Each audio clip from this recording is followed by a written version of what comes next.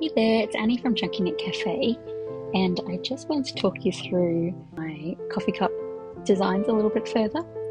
So this is the original coffee cup I made, and it's so interesting just how looser my knits are compared to, say, the first one I made and the latest one I made. They're actually quite like a significant different size. It's so interesting just how your skills change over time. So I've been hand knitting since February and we're in May now.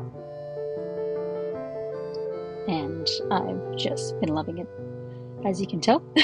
Well, I remember loving making this pattern. It's quick and I really liked the pattern has a pearl row in it, and I really liked that little detail.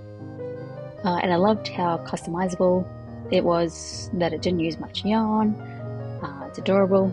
We love coffee and tea and all sorts of drinks in our house. So this pattern is from Coastline Calligraphy on Etsy. And I got it in a combo deal with the pattern for modifying your cup into a little plant pot with kind of like a little cactus on top there. So this one I think is done in a white, and this one is done in a cream there. And so I made this first one and I loved it, and then I just had all these great ideas to make a whole variety of drinks that you would get in a cafe. And I think eventually led me to the name of Chunky Knit Cafe. So this was number one coffee, yes, and at the time I had a variegated brown.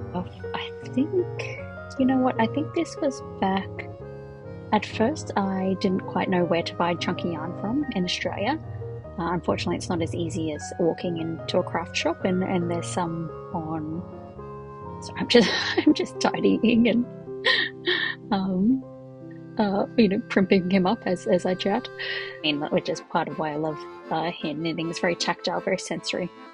So this was back when, I think this might have been my first chunky yarn shop, I wonder, my first or second.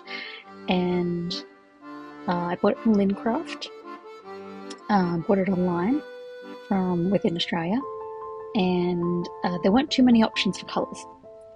So I must have picked this variegated brown, and I think it does suit, and I went brown for the eyes as well, where I think in the original pattern it's black eyes and a brown filling, but I liked to matchy it up.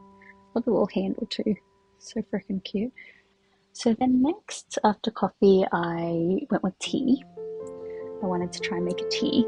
So again, this was kind of the colours I had in a variegated style, and I went the same colour as the filling and the eyes, and I played around with how to make the tea bag for a while. I wonder what I ended up doing.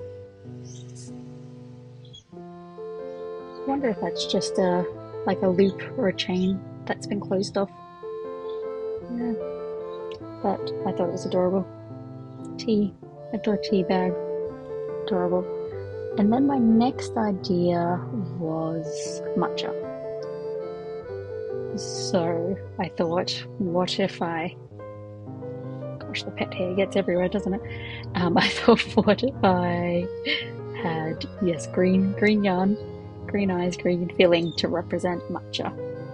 And I thought that was great. That's adorable. Got some family members who love matcha. And then from matcha came strawberry matcha. And I remember I wasn't quite sure which way to go the strawberry on the bottom or the top. And then we actually went out for breakfast one day, and they had a picture of a strawberry matcha, and it was green on the bottom, pink on the top, and I was like, okay, excellent. And again, I think I might have played around with this one. Yeah, I think I didn't love how this touched the eyes.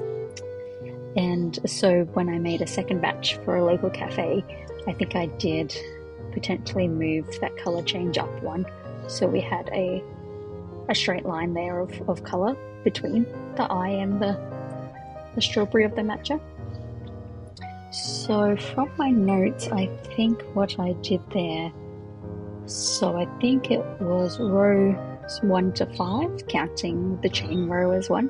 1 to 5 was the main colour, and then I've swapped to the pink for rows 6 and 7 for the matcha, strawberry matcha. Gosh, I have so many. I wonder what came next. I think chai came next. So then I must have had the colours for chai, so amazing. Had to make a chai. Do you love a caramel chai? So I think I had the same problem here where the colour change was touching the eye. But same process. So main colour rows 1 to 5 and then colour change at 6 to 7, which I think gets rid of this row which is touching the eyes for when I made some for a local cafe. And then I wonder if hot chocolate came next. Hot chocolate. So for hot chocolate I did brown cup and handle, and I did white for the eyes and the froth on top. Hot chocolate. I'm not a coffee drinker, so hot chocolate and tea are my go-tos. Next, I think I did the rose Earl Grey. Again, I think it was a case of having this variegated yarn from the one shop I knew that did chunky yarn, and I thought, you know what, that's giving me rose and tea vibes. So I called this one Rose Earl Grey, and the standard white cup and handle, and I've gone grey for the eyes. Out of the variegated yarn there was a section of grey, so I just picked 2 grey pieces, and I've gone the variegated yarn for the filling. And I think all I've done for the tea bag potentially is I've anchored it on in some way. Actually, you know what, this one potentially what I've done here is I've closed off, anchored it through a stitch, and kind of left the tail long and turned that into the tea bag. I wonder if here I've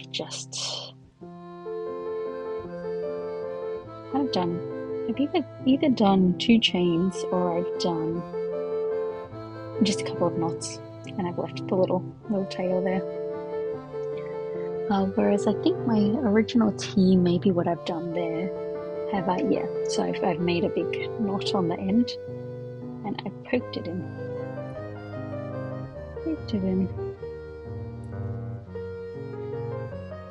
and draped it off to the side. Okay, and then a bonus one. Oh, and then I did a short black once I came across the right colours. When I had some black and a brown, I went and made a short black. My husband drinks black coffee, so I've had this one hanging up in our kitchen because we realised we could hang by kind of a stitch in the back. We can hang them over little wall hooks.